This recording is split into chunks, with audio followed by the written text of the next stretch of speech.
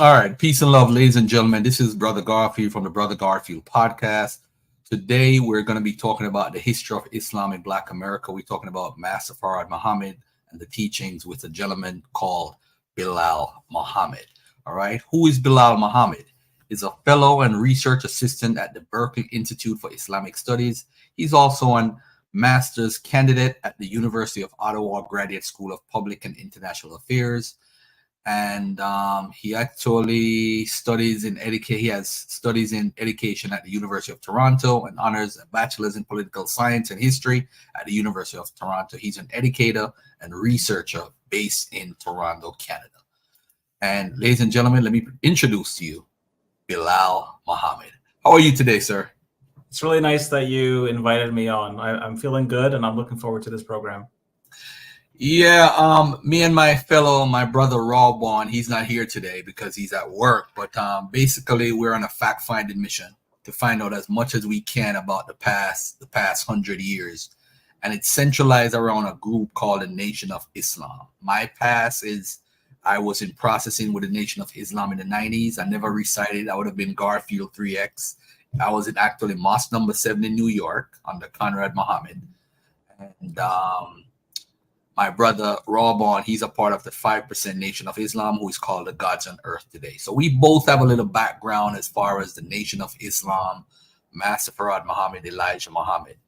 And in researching, we decided we're going to do on every Tuesday, we're going to do a broadcast. And we're going to touch on the history of Islam in Black America. So we talked about the Moorish Science Temple with Dr. Jacob S. Dorman. And then we had on the brother, what's his name? It slips my mind right now. Not Morrow. We're talking about Dr. Patrick Bowen. Dr. Patrick Bowen, and I hope if he's watching, he forgives me for forgetting his name. But he's a brilliant guy, brilliant brother. And so in talking to him on the air and off the air, your name came up. And in talking to Morrow, James Anthony Morrow, whose interview is coming up soon, is your name came up a few times. So I said, you know what? Let me talk to you. The next person I would like to talk to after you would be probably Dr. Wesley Muhammad and whoever else could contribute as far as from a historical perspective in this conversation. All right. So ladies and gentlemen, this is Bilal Muhammad. I don't know this guy from a can of paint or a can of worms. This gentleman, I introduced myself on Facebook, and we conversed and we set this up. It was a quick 1, 2, 3 thing. I was shocked, but the brother is ready, man. What got you into history on a whole? I'm talking like from when you were a child. What made you want to be like a researcher about history? I always wanted to be a teacher.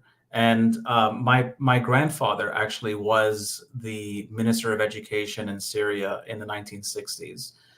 That's on my dad's side. And then on my mom's side, my mother is also a teacher. So it's something that I suppose runs in the family, runs in my blood. And in particular, my grandfather was interested in history of the Middle East. I think that a big part of understanding the problems of the world today, if you want to understand them, is to study how those problems came about. And with that, you have to go into history. Okay. All right. So you growing up, you got influenced by your surrounding folks, whether your father, your grandfather, and so forth. So at what point did you decide, hey, you know what? When I go to school and college, this is what I'm focused on. Did you go to college trying to be into history and teaching, or did you go to college with another motive? Well, I did my specialist, which is a little bit more than a major, in political science and in history. Well, rather, my specialist in political science in my undergrad. I minored in history, and I minored again in the history of religions. And then I did a year of teachers college. And then I enrolled for my master's in international relations and public policy. So my real specialty is like politics. However, history has always been a hobby of mine. I've always just been interested in seeing how things were and why things are the way they are today. So I just have an inexhaustible curiosity, you can say. All right. Now, there's a gentleman who has influenced Islam in America. His name is they call him the Honorable Elijah Muhammad, but there's a man who actually he claims taught him who they refer to as Master Farad Muhammad. Some people know him as Wallace D. Farad. Wallace D. Farad. Or Wallace Farad Muhammad. What made you get interest in learning about the Nation of Islam and Wallace Farad Muhammad? So first thing is, I'm not a scholar. Okay, I am just a student, and I'm not here to lecture anybody or tell anybody exactly who W.D. Farad was. I'm just here as somebody that's been involved with members of the Nation of Islam, past and present, for the last 10 years. So I was friends with Malcolm Shabazz, the grandson of Malcolm X, in the year before he passed away. He was, of course, killed in Mexico under very suspicious circumstances. I had met Abdullah Abdurazak, who was close to Malcolm X in those same years. I got to know in the last few years, but also more recently, we had a more in-depth conversation. Brother David Muhammad, who is the grandson of Supreme Minister John Muhammad, the brother of Elijah Muhammad. Right. I got to know Rafiq Muhammad, who was a student of Warith ad-Din. I was friends with Malik Zulu Shabaz's student, Brother Stephen X.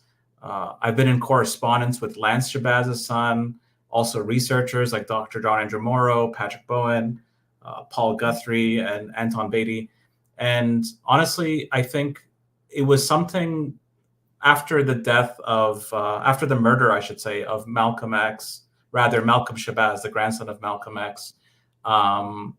I decided to do a more deep dive into, I was very kind of disturbed by his murder at the time.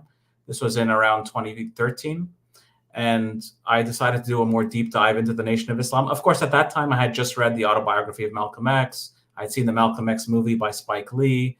You know, being Muslim, growing up in the West, in North America, you're going to have some understanding of the Nation of Islam, some familiarity with Malcolm X and maybe what happened afterwards. But I was a bit ignorant. I had not actually met members of the nation. And so I decided to reach out to these people and to meet people in person and online.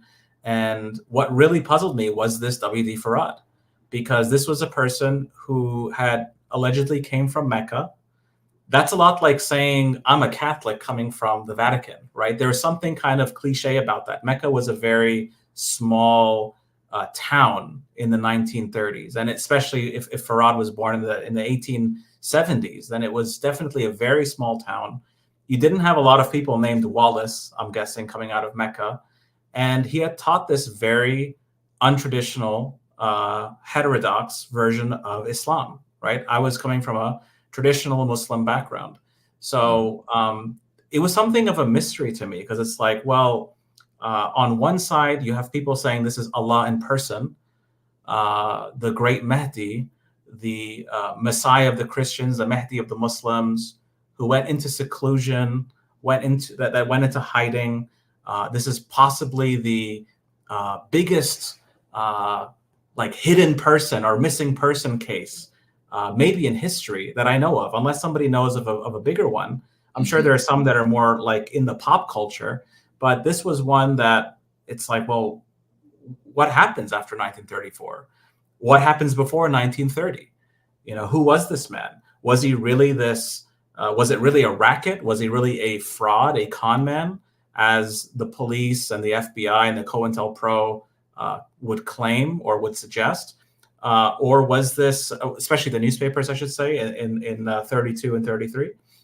Or was this somebody who came with good intentions in order to maybe try to guide these people who, again, were dispossessed? This was during Jim Crow. This was during the Great Migration from the South.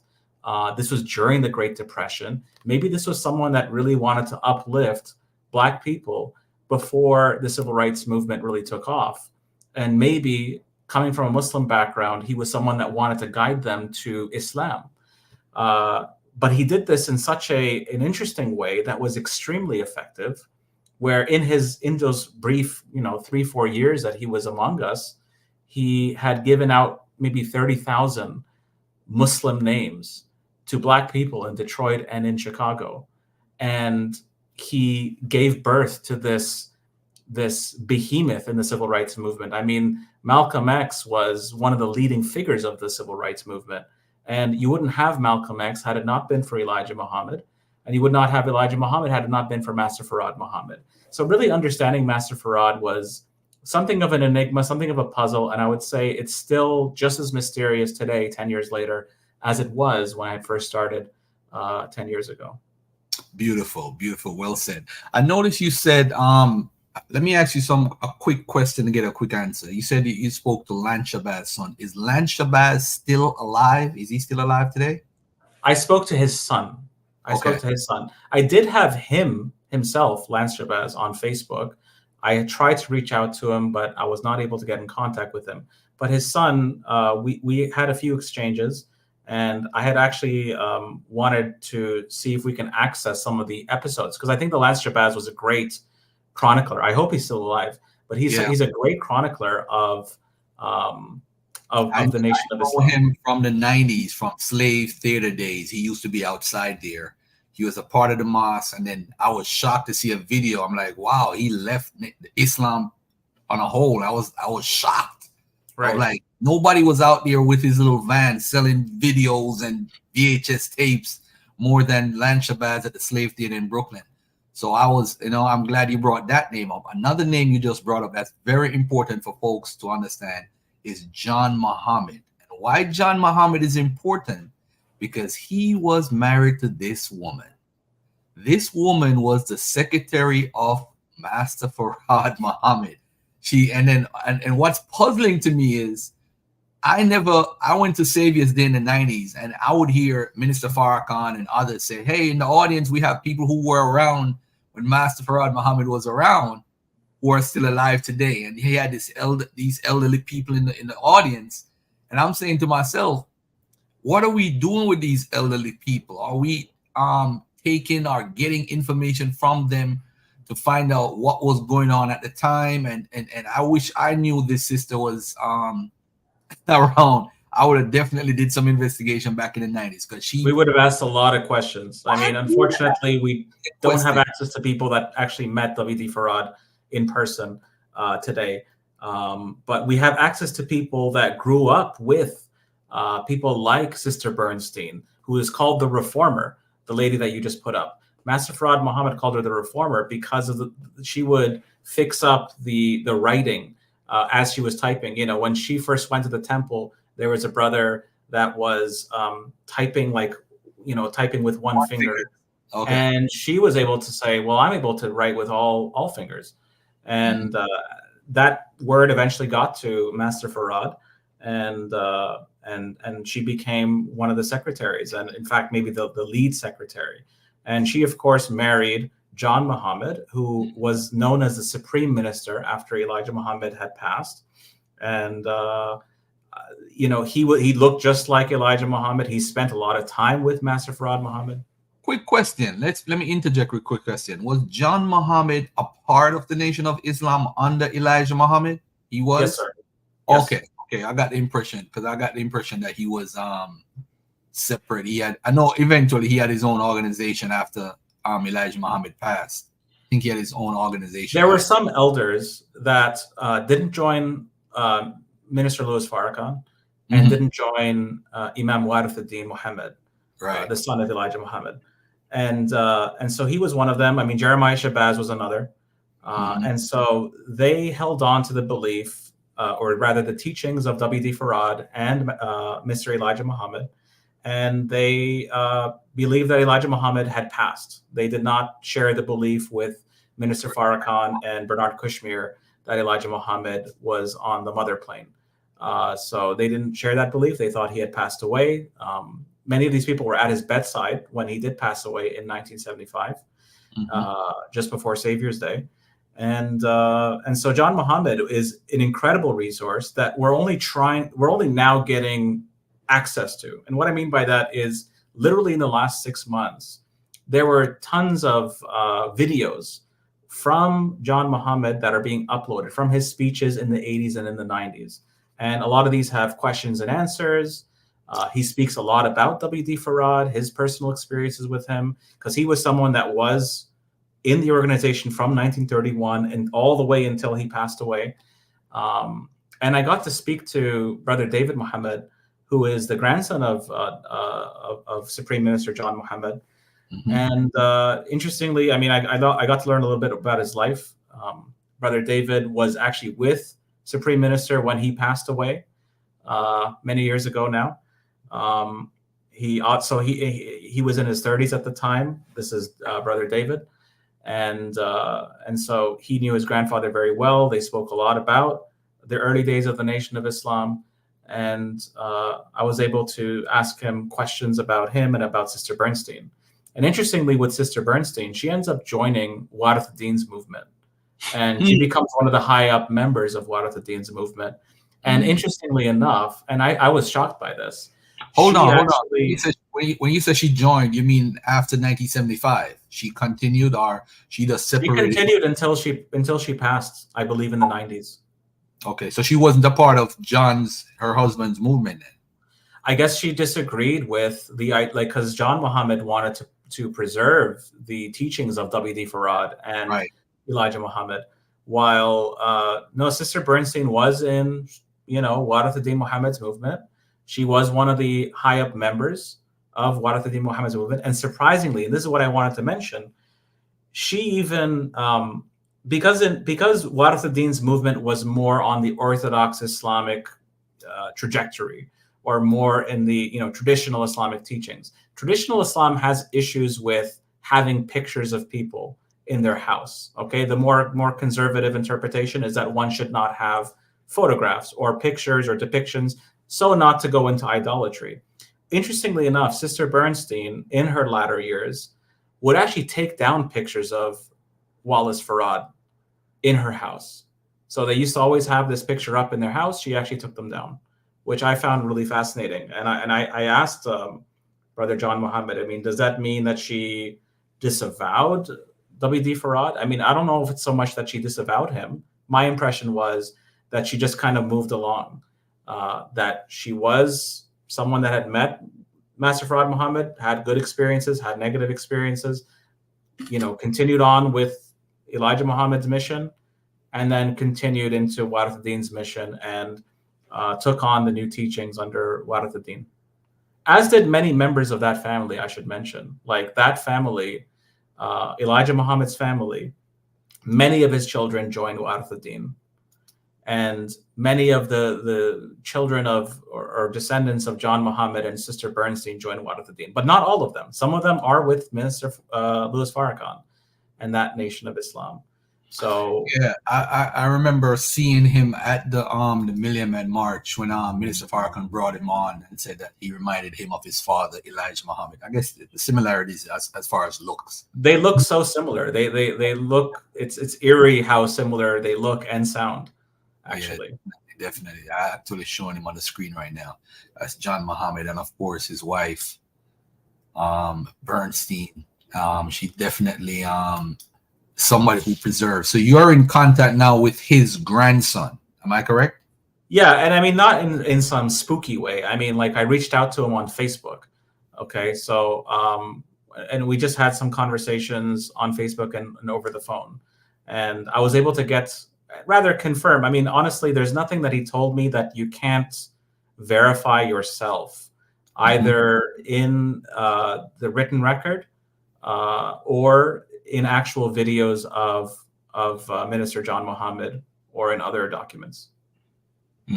Because again, now we have access to these videos, and these videos are really, it's interesting because Supreme Minister John Muhammad was more of a blank slate than the Honorable Elijah Muhammad was, because Elijah Muhammad was the leader of a movement. So he had to maneuver and politic with his movement, while John Muhammad was actually a much more simple man. He had never really traveled outside of the United States, to my knowledge. He had never gone to the Muslim world. He was not in charge of the movement. He was really just a simple person who met W.D. Farad, stayed in the United States, stayed on the teachings of W.D. Farad and Elijah Muhammad. And in some cases, he'll even let out certain things, and he'll say certain things that you had not heard from Elijah Muhammad, maybe because there's a level of embarrassment in some cases. Like in one story, um, this one actually kind of made me laugh, but Master Farad Muhammad, it is said that his mother was a white woman. And so Master Farad Muhammad, according to this story by John Muhammad, he would like purposely spill coffee on these white tablecloth so that his mother would clean it up. Because she was a devil, he would have her work and clean up the white tablecloth. Now, one may say that there's a level of symbolism there because the coffee is black, the white tablecloth is white. So maybe there's a symbol of like black overcoming white in that example. Because again, Master Farad did speak in code. He was someone that was interested in mathematics and numerology. He spoke in parables. He spoke in metaphors. So I think that these stories ought not to be looked at only at face value. Okay. All right. So let's that's I think you're a beautiful source for a lot of things. All What praises due to Allah. Yes, sir. So what do you think if we don't have anything much about Master Farad Muhammad after 1934. And to me, if I didn't know better, I would say he didn't exist. Frankly, I was like, this guy don't exist, man. Why do you think it's so hard, or where do you think he went based on all you studied? Where do you think Master Farad Muhammad went? Nobody can know for sure, just because the trail goes dry after 1934, right? That's pretty much the last time anybody hears of him. He was someone that used many aliases. He was somebody that moved around a lot. We know that he lived in California for a bit. We know that he tutored there. Elijah Muhammad says that he attended university there. His name is not on record at the universities. But the point is that he's someone that is moving from like Oregon to California to he goes to Georgia at some point. He's in Chicago. He's in Detroit. It's possible that he was even in New York at one point, according to one trail of potential evidence. But the point is that it's very possible that he picked up and did something else after 1934. It's possible that he went to a different country. It seems like the last place that he wrote a letter from was Mexico, like from the Mexican border. It's possible that he settled there. It's possible that he snuck back into the United States or entered legally. It's possible that he went back to his home country. It's also very likely, honestly, that he didn't live much longer than that. People in those days, according to, you can read this in Dr. John Andrew Morrow's book. It's quite possible that Master Farad Muhammad was a diabetic because allegedly he would carry around packs of sugar with him in his coat pocket, and that he would wear gloves because his skin would cut very easily. And I mean, these are, symptoms, potential signs of someone that has diabetes. And he is, but diabetics in those days didn't live very long. So I think it's actually kind of possible. And I've spoken to others about this, and they've echoed the same thing, that it's quite possible that he was just a John Doe, and that maybe he did pass away shortly after his time with the Nation of Islam. Okay. As for him existing, I mean, that's certain. That's definitely certain, Yeah, because I don't. I said the way he's talked about is so mysterious. It seems like, I don't know. What I have on the screen right now is a couple of photos and different information I'm gonna flash across, and this is supposedly a photo of him.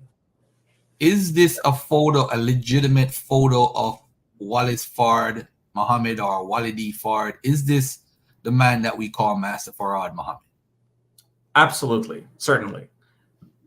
This is from the Detroit Free Press. This was printed in 1932, if I'm not mistaken.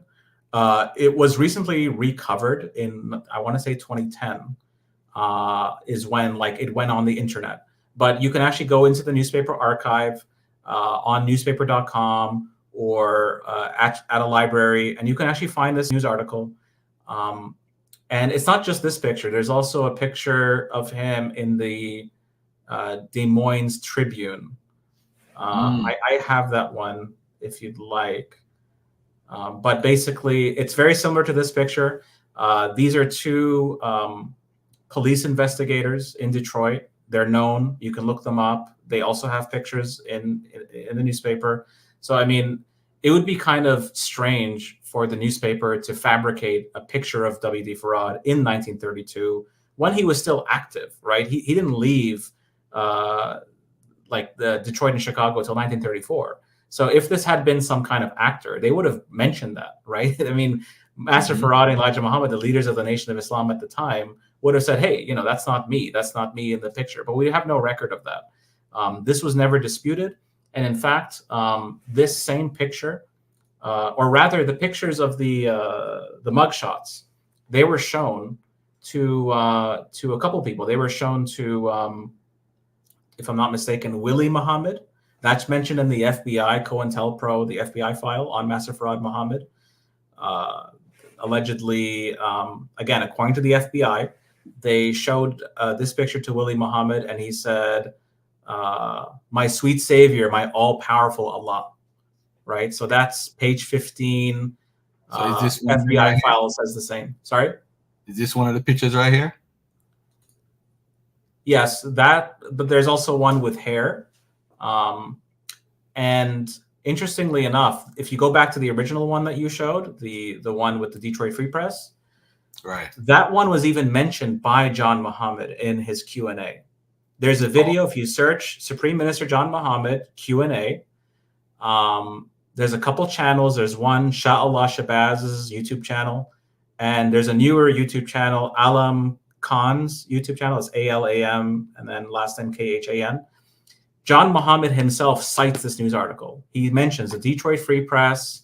He mentions like the subline under this picture. I believe it's something like, here's my authority, because he's pointing at the book. The book is identified in the newspaper as, quote, the Bible of Islamism, which might be the Holy Quran, but it actually, according to Dr. John Andrew Morrow, might actually be the book Deliverance by Judge Rutherford. Mm-hmm. Yeah, which I'm sure he spoke to you about that. So yes. Anyway, the point is that it is an authentic picture. It's been confirmed by John Muhammad, but even without that confirmation, we see that in the newspaper record. As for these mugshots, again, they did deny that.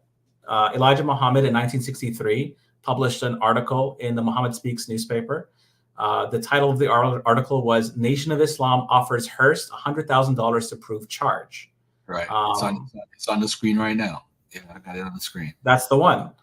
Now, if you read the article, Mr. Elijah Muhammad thought that Wallace Farad was a man that the FBI actually had in their custody, like at that time in 1963. And he wanted them to like produce him in person.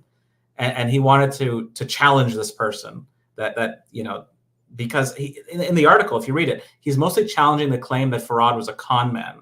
He's not really challenging the picture per se. And like I said, Supreme Minister John Muhammad confirmed that to his grandson, in a conversation to me, that the police photo of Wallace Ford was indeed Master Farad.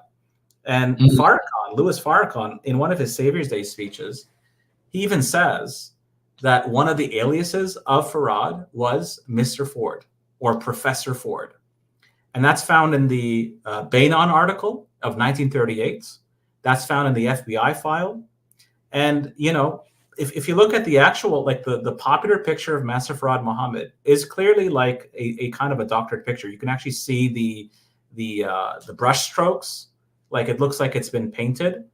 Warith ad-Din said in an interview that it was like a made up photo of Master Farad Muhammad. So this one, the one where he's holding the book in his hand. Yeah. So, I mean, his hair was not that straight. His hair was kind of wavy. This is what Warith ad-Din is saying. Right? Take it for what it is. I mean, some people really hate Warith ad-Din, but Warith ad-Din said that he had photos of Master Farad Muhammad, but those photos were hidden from the people. Okay, so what were they hiding? I think that you know, there was a clear trail that we have some information about Master Farad Muhammad's life prior to 1930. Some of those things are a little bit embarrassing, and the easiest way to kind of deal with that is possibly to deny it. But now we're in the internet age, and we're able to verify these things from your computer. Like you don't have to go to Detroit or Chicago and investigate yourself. You don't have to speak to anybody. You can go get a newspaper subscription, and you can find these articles yourself and compare the pictures. The FBI, the FBI file is online. The FBI, the police mug shots look exactly the same as the Detroit Free Press picture and the Des Moines picture of Master Farad Muhammad. So I am certain that they're the same person, and I'm certain that it's an authentic photo. Right, because but on this article, I'm seeing it right now. It seems like he puts the picture on the left hand side and said this is the phony, and then put on the other side. I can't see clearly, but it says the savior. The savior. It's the same person, but the one on what would be my right that says the savior, it seems to be a doctored picture with the brush in the hair or whatever, straight here. Well, I mean, that picture is a real picture in the sense that it was taken at a studio called Thesis. So it was a real picture. It was a real place, but that picture's been played around with. And there are different versions of that picture. And some versions go back like that are older and more authentic. I have what I think might be, Brother Anton Beatty sent me, and it was on the Muhammad Speaks website. Back when it was still in operation. I think I might have the original picture, or at least the oldest version of it, and it doesn't have those brush strokes on it, and the hair is a lot less shiny, and it's more clear that he's actually sitting in the picture, and it's clear that the book was actually thinner. It was made actually a little bit thicker in the popular picture that you find online. So I think I have the original. I can share that with you if you'd like. Credits to Anton Beatty for getting it from the Muhammad Speaks website at the time, from the person that operated it. His name escapes me right now.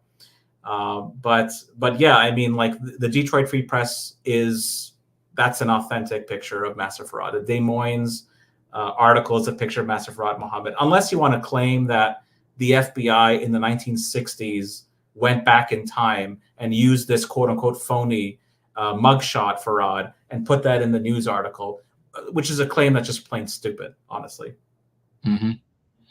So, but the claim was, so he's claiming he wasn't a con man, but he was also claiming that was not him in that picture on the left hand side. He believed the person in the picture was like a real phony person that the FBI had in their custody. Okay. Right. Oh, he thought presently had it in custody. Okay. Because if you read the article, he doesn't seem to understand, or at least he doesn't seem to communicate that hey, this picture is actually from 30 years like prior, right? This Muhammad Speaks news article is from 1963, but this mugshot is from like 33?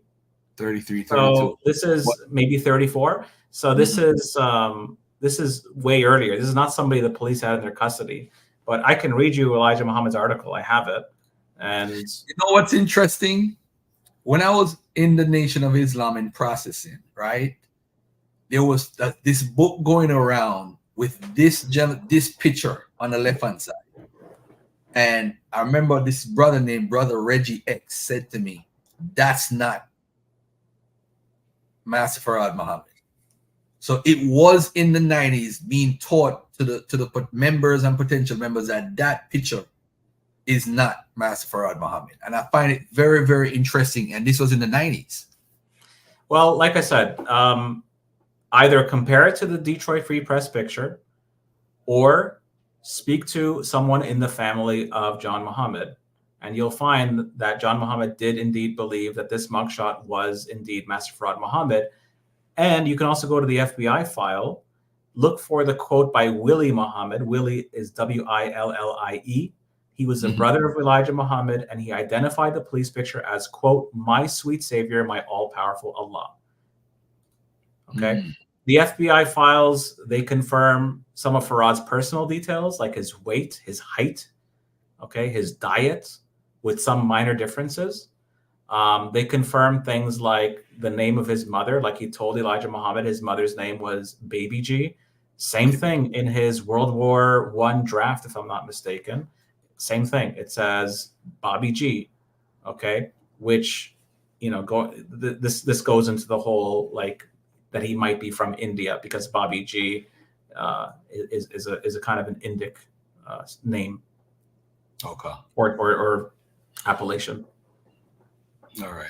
So after 1930, so basically Elijah Muhammad played into their hands then instead of Well, if you think about it, like in 1960s, there's really no cost to just saying, well, that's not Master Farad Muhammad. There weren't that many people that had met Master Farad Muhammad at that point that were still in the Nation of Islam. There were some, but Elijah Muhammad was the leader, and he was able to make this claim. Now, what's interesting is he offers this $100,000 to prove the charge. Right, It's right there in the article. He doesn't put the $100,000 in an escrow account. And somebody actually challenged that $100,000. You know who it was? Hazel Barton. Hazel Barton was the common law ex-wife of Master Farad Muhammad in the 1920s. She was still alive. She came out public and said, "This is my husband. I'm here to challenge. I'm willing to prove, okay, based on photographs, based on writing, comparing his writing, that this was indeed the same person." And then it all goes away. Like Elijah Muhammad never brings this up again. This never gets brought up again. So it's kind of like if you really want to make an honest challenge of $100,000, then you would put that in an escrow account and you would actually look, any honest research. I understand that there's gonna be some people that are upset by what I'm saying. I'm not here to talk down on anybody. Again, I'm trying to be an honest researcher as much as I possibly can. And I feel like every scientist has to be at the drawing board, right? You have to be open to new conclusions, revising your old conclusions. We're all after truth. Whatever religion you belong to, you're interested in the truth. You're not just interested in ego. So I've been wrong in my research about Master Farad Muhammad in the past. I'm willing to correct, and I'm willing to say what I don't know. And I think that if people are going to run in circles and claim that this Wallace Ford is not Farad Muhammad, that this mugshot is not the same person, or that the Detroit Free Press article is somehow fake, that photograph isn't real, I'm sorry, that's just like you have your head in the sand. You got to get over it. That is the same person. And I actually think you don't lose much by admitting that that's the same person. Because what we learn about Master Farad Muhammad from the 1920s, from the newspaper record, from the FBI files, it mostly corroborates, okay, this research mostly corroborates with what Elijah Muhammad was saying. It was very near correct, right? The weight, the height, that he had spent time in California, that he had spent time with white people, okay, tutoring them, teaching them, that his mother's name was Baby G or Bobby G. Okay, that is like corroborated by this research. Okay, Master Farad Muhammad was someone that knew a lot about food. Well, what's wrong with him being somebody that was operating a restaurant in the 1920s or a lunch wagon? He was someone that knew much about food. In the Nation of Islam theology, Farad Muhammad had to grow and had to learn and had to pray and had to, develop basically. So what's wrong with saying that he had this growth process and that he was, indeed in America, as the Nation of Islam says, that he was in America for many years before he had made himself known to the world on July 1st or July 4th, 1930. Let me ask you this. I always hear rumors that Farad was a part of the Moorish Science Temple or the UNIA. Have you seen any evidence of this at all? No hard evidence. Patrick Bowen in his encyclopedia on the conversion to Islam, I'm probably butchering the name of the book, but Patrick Bowen's research, who you've already interviewed, he seems to doubt that this David Ford L was Master Farad Muhammad. I know people like in Omar Shabaz's documentary, he claims that David Ford L was Master Farad Muhammad. And that's a claim that goes back a very long time. If I'm not mistaken, since the 1940s. I don't think they're the same person, or at least I don't think there's strong enough evidence to suggest that they're the same person. That being said, they definitely corresponded with members of the MSTA. That's, I think, without any question. There's even a letter where Master Farad Muhammad is instructing. This is a letter that the Nation of Islam has in their exhibit, okay, where Master Farad is directing Elijah Muhammad to go to Chicago and to speak to quote unquote smellers. Smellers was the word that he would use to refer to Noble Drew Ali and his followers, in the sense that they were smelling, they were tasting Islam, but they were not there yet, right? Like that they were, kind of close to it, but not teaching the pure Islam as Master Farad Muhammad had seen it. So, I mean, they definitely corresponded with members of the Moorish Science Temple. Elijah Muhammad says that he visited certain Muslims in this city and that city. And in some cases, I think he was probably referring to Moorish Science Temple members and not actual Nation of Islam members or Orthodox Muslims. So there's an overlap in the theology. There's an overlap in some of the like the character and the doctrines of the Moorish Science Temple of the Nation of Islam. So I think there's a relationship, but I cannot prove or disprove that Master Farad Muhammad was a student of Noble Drew Ali and all of that. All right, cool. All right. He very well could have been his own person. I mean, Master Farad Muhammad was someone that drew in a lot of influences from a lot of different religions and preachers. Like, it's mentioned in the Bainon article that he would instruct his, this is 1938, this article was published. This is in a sociology book. And Bainon says that Master Farad Muhammad was instructing his followers to buy radios to listen to Judge Rutherford. Judge Rutherford was like the second person in charge of the Jehovah's Witnesses. And John Andrew Morrow recently discovered that this Bible of Islamism, quote unquote, that's mentioned in the Detroit Free Press, is actually the book Deliverance by Judge Rutherford. And if you look at Jehovah's Witness, and I've written about this, if you look at Jehovah's Witness theology and compare it to Nation of Islam theology, you see a lot of parallels. That being said, he was not a Jehovah's Witness. He was not an Orthodox Muslim. He was not an Orthodox Christian. He's not an Orthodox Buddhist, whatever you want to say he was. He was someone that took a lot of influences from a lot of different places, and he stitched that garb and he clothed that garb into his nation.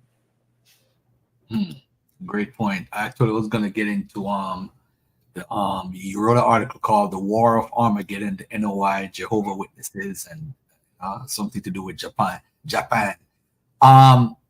What are some of the examples you have of the teachings and some of the influences regarding the NOI teachings on a whole? So I know that, like, you'll have people like, let's say, Paul Guthrie, who really believes that Farad was teaching, let's say, Buddhism, right? Now, many Japanese were Buddhists. Farad Muhammad had a relationship with the Japanese. He was friends with Major Takahashi. They're kind of frenemies, like they're friends, but they're competitors. They had rivaling organizations. They were sometimes fighting over the same flock. But nonetheless, Major Takahashi did speak at the Nation of Islam, the Allah Temple of Islam in Detroit. But I don't believe Farad was a Buddhist. Any similarities with Buddhism are like similarities with Islam or with the Jehovah's Witnesses or with Judaism, right? So like Farad Muhammad apparently instructed his followers to eat kosher food, to go to kosher butchers. Okay, he was a sponge. And you have to remember that many religions overlap because they address some of the same basic questions, right? Now, Paul Guthrie claims that Farad never mentions the word Allah, but there's documentary evidence that he does. Okay, I'm not talking about the supreme wisdom. I'm talking about letters that he wrote that mention the word Allah, newspaper articles. Okay, there was actually a newspaper article written by Farad himself where he mentions Allah and Islam and Muslim. Okay, the name of the temple was the Allah Temple of Islam. You have the Bainan article of 1938, which mentions some of the Islamic influences in Farad's teachings. You have the Hatem Sahib thesis, which I believe was written in 1951 originally. And that one, this is just before Malcolm X joins in 53. And so he gets a glimpse on that early Nation of Islam when it only had about 400 members or so. You had firsthand witnesses like John Muhammad and others, Sister Bernstein. Farad was not someone that taught the Four Noble Truths. He was not someone that taught the Noble Eightfold Path. He wasn't someone that taught karma and meditation and nirvana, right? Just because he named his thing a temple, it doesn't mean it was Buddhist. I mean, Hindus have temples. Temple is really just an ambiguous word for a place of worship that isn't a church. Sometimes Jews refer to the synagogue as a temple. Mosque was not a very necessarily well-known word, especially among less educated people. And so calling it a temple, I think, is a neutral word. I don't think that's indicative of him teaching Buddhism. Again, what he taught was not Orthodox Islam, but it was also not Orthodox Buddhism, if that makes sense. You mentioned the Jehovah's Witnesses, though. Right. The article that I wrote shows some very clear parallels between what the Jehovah's Witnesses were teaching and what Master Farad was teaching. So, for example, just very quickly, Judge Rutherford was teaching that that there was a 6,000-year history of man, where at the very end there would be this destruction of non-believers, destruction of governments. It would usher in a 1,000-year rule led by Jesus and the 144,000 believers. Again, this is based on Book of Revelations.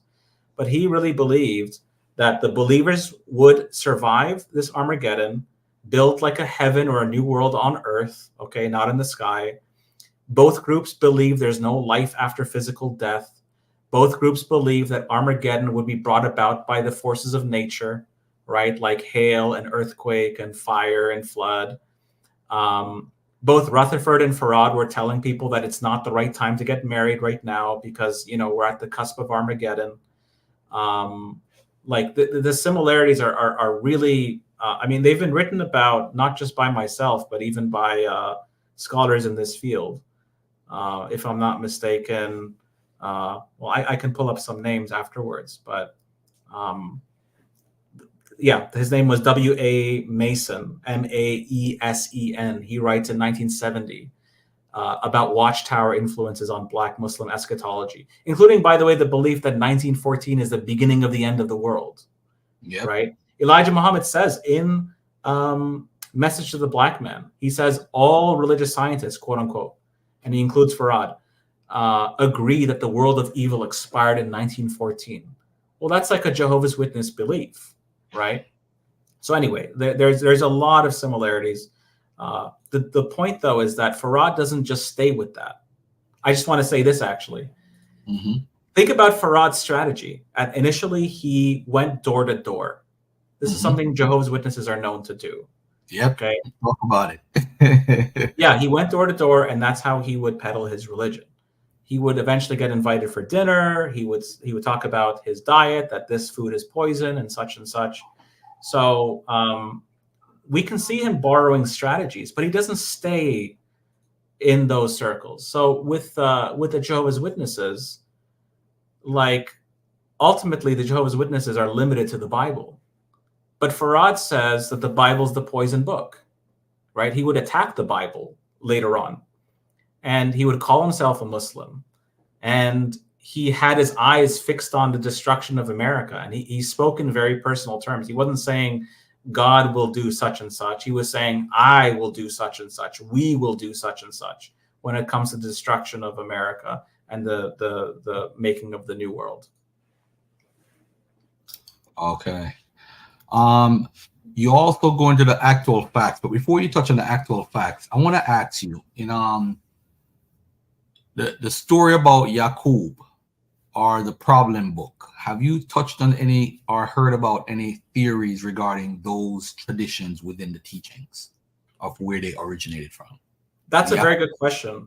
That's a really good question. And that's a question I don't have the answer to, except to say that Master Farad Muhammad was like his religion was based on what was popular at that time when it comes to science. And what I mean by that is discussions on like eugenics and discussions on birth control and on grafting. A lot of that becomes a part of his teaching, right? The idea that white is recessive and black is dominant, right? Which is Mendel's law. I think he discovers in the 1890s, if I'm not mistaken, or writes about it in the 1890s. That plays a role in Farad's teachings. It's very likely that Farad was reading some of these texts and implemented some of these discoveries into his teaching, right? He calls the black man the original man. Well, we know that you can get recessive features out of the dominant, but you can't get dominant features out of the recessive. In other words, you can get white out of black, but you can't get black out of white, basically speaking. And that's a prominent feature of Farad's teachings, of the Yaqub story. So it's based on some, there is a scientific like foundation or basis. It is a naturalistic religion, meaning they don't believe in spirits. They don't believe in a God that you cannot see with your eyes. They don't believe in angels in terms of like a spiritual thing. They were a very physical religion. And this is actually something that even existed in the Muslim world at that time, in the Ahmadi movement and in the reformist movement of Jalal al-Din al-Afghani. They were interpreting passages of the Quran and more spiritual aspects of Islamic lore to be physical phenomenon. They were saying things like the jinn are actually germs and the angels are actually the wind, et cetera, et cetera. So you see echoes of that in the teachings of Master Farad Muhammad. Beautiful, beautiful. Before you get into the actual facts, right? For those who don't know, when you're going to join the Nation of Islam, like in the 90s when I was trying to join, you had to write a letter. And the letter had to be written in the same handwriting as I think Elijah Muhammad wrote when he wrote to Master Farad Muhammad. So technically, we couldn't trace it, but we had to take our time and write the letter and have the same handwriting. After you write the letter, you're now supposed to go in front of the people in the processing and recite the actual facts or the 10 actual facts. So I would have to say, they say, who's the original man? The original man is the Asiatic black man, the maker, the owner, the cream of the planet, Earth, God of the universe.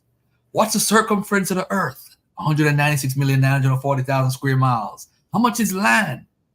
57,255,000 square miles. How much is water? 139,685,000 square miles. So you know your actual facts. I mean, I know the square mileage of Earth, but I didn't have the other ones memorized. I'm telling you, and bear in mind, ladies and gentlemen, this was 1993, 94, 95, 96, and I still remember. And the thing is, you had to say that in front of the people, then they would give you an X. But also, when you write your letter, you're putting what's called the Book of Life. So I'm actually probably still in the Book of Life. I never told him I no longer want to be a part of this. So my name is probably still there. But the actual facts, why I'm saying all of this, ladies and gentlemen, because what's so great about the actual facts in my eyes at the time is that nobody knew this before Master Farad Muhammad shared it with the people on earth. It was told that he stood and he measured the earth and all that stuff. They quoted Habakkuk 3 verses 3. God came from Teman and the Holy One from Mount Paran, and that's in Arabia. And Master Farad Muhammad is from Mecca and all this stuff. So this is a part of the belief system of the NOI that you actually believe, because you're saying, okay, so nobody in the world knew in 1930 that the earth was 196 million. Nobody knew this. So now in the article that you wrote, you brought out certain things about the actual fact, which even looking at it 20, 25, 30 years later is really hurtful, because this is something that you have to hold to, that Master Farad Muhammad is a special guy who is God in person. And he had this knowledge that nobody else on the earth had. So the idea is to say, who knew this at this time? This is what the ministers would say. Nobody knew this before 1930. And if you look at the world, you see, they start finding out things after Master Farad Muhammad started saying it. So now, when you in your article, go ahead. I'm turning it over to you right here. No, I mean you got it. I mean, look, Master Farad Muhammad was a very resourceful man. He used the Bible, he used the Holy Quran, he used, or he rather assigned 104 books to Elijah Muhammad from the Library of Congress. He taught from other books like Blessed James Henry's book, The Conquest of Civilization, which I'm still trying to get a hold of. He obviously taught from Judge Rutherford's Deliverance, like we mentioned before. So, I mean, to me, it's not that strange to say that because he was such a resourceful man and he was well read and so forth, that he had access to these facts. And as it turns out, you had the World Almanac, right? This is the World Almanac and Book of Facts. It's a reference book. It's published every year since 1986, or rather since 1886. And what I found in my article was very simple. It was just a passage from the 1928 version of the Almanac, which shows mostly the same numbers as the ones that Master Farad Muhammad would later use in the 1930s, right? This is before Master Farad was in Detroit. And so it says, 196,940,000 square miles of land and water on planet Earth. It says the 139,685,000 square miles of water. It says the 57,255,000 square miles of land. It mentions most of these facts, and you can actually find like earlier editions of the almanac available for free online. Like the 1923 edition is online on, if I'm not mistaken, it's on thearchive.org. You can find the 1923 version of it. And guess what? This book was available at the Library of Congress, which is where Master Farad Muhammad, would assign books to his messenger, Elijah Muhammad. So, I'm not here to hurt or disappoint anybody. I'm just, again, very curious because he has these facts, and, these facts, they have a level of accuracy to them. Of course, with GPS today, we're going to have probably a little bit more accurate number. So I'm not here to really, put my finger in anybody's eye. I'm just curious as anybody else is, because to me, Master Farad Muhammad is a mystery. And so I want to understand where he got his actual facts. And to me, it seems clear that he got his actual facts from the Almanac, which got it from the National Geographic Society of Washington, D.C., which was based on the latest available figures and estimates of that time. Beautiful, beautiful, beautiful. All right. So before I go, before you leave, I should say, there was another article you wrote concerning him having a son with Pearl Allen, right? Which turned out more than likely it's not true. But what is the story behind how many women is it alleged that he actually married? Up to three. So he was not married when he came and founded the Nation of Islam. So people are correct in saying that he was single at that time. That doesn't mean that he was never married. And it doesn't mean that he would never marry afterwards again. He actually even told Supreme Minister John Mohammed that right now is not the time to get married. He was saying this in 1934, that now is not the time to get married, but someday I will get married. So Farad was not someone that was against marriage. This is according to Nation of Islam teaching. He would eventually get married, or he was planning to. And so it wouldn't surprise anybody, I think, that he did get married in the past, but those marriages didn't work. So in 1914, he married a young, troubled Native American woman named Pearl Allen.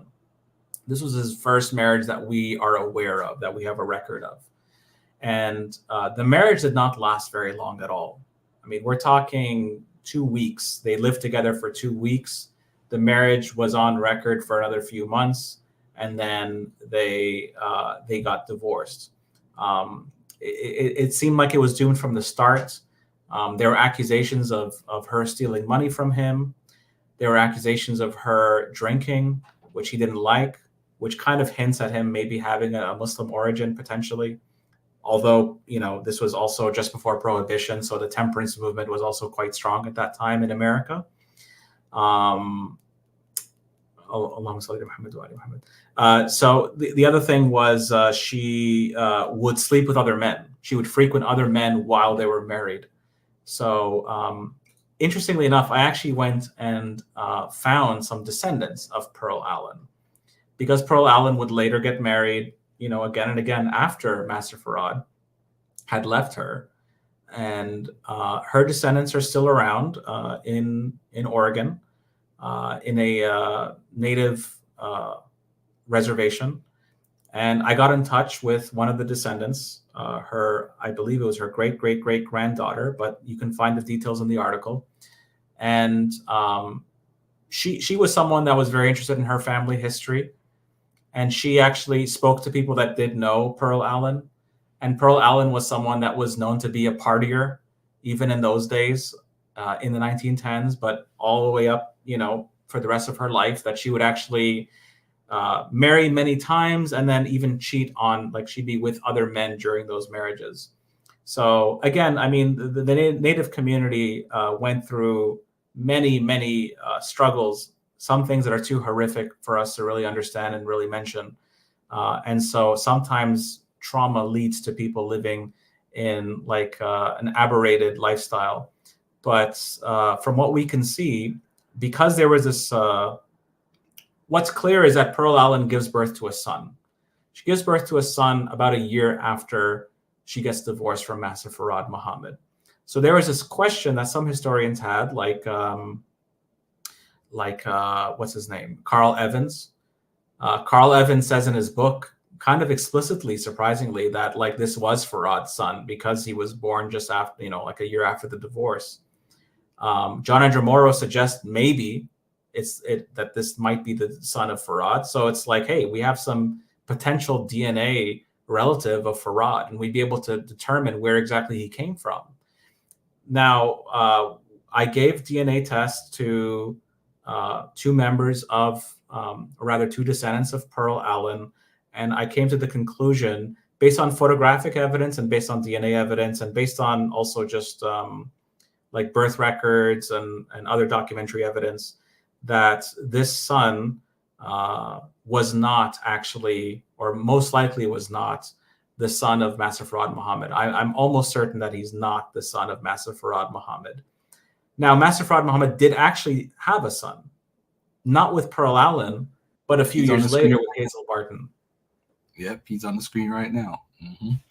Yeah, so that here is Wallace Max Ford. Wallace Max Ford dies in the early 1940s from a drowning accident. He was in the U.S. Coast Guard, and he drowned to death. He looks very similar to the mugshot photo of Master Farad Muhammad. You can see the resemblance is extremely clear. They've got very similar ears and eyebrows and eyes, and I mean, it just, to me, the resemblance is so obvious. He's buried in California. This was the only son of Master Farad that we know of.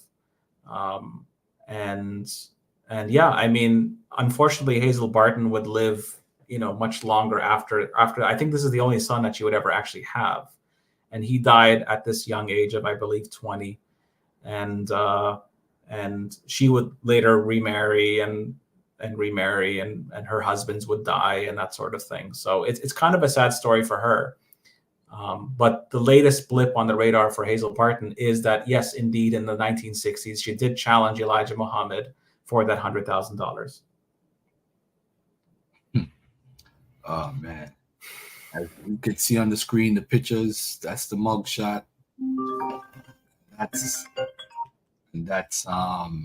son's picture right here. See, you could see the similarities.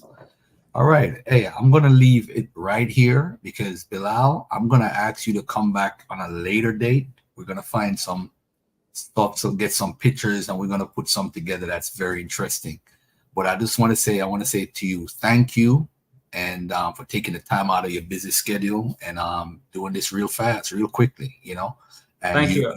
a lot of information, in a very short period of time. Do you plan to come out with a book or anything on this issue?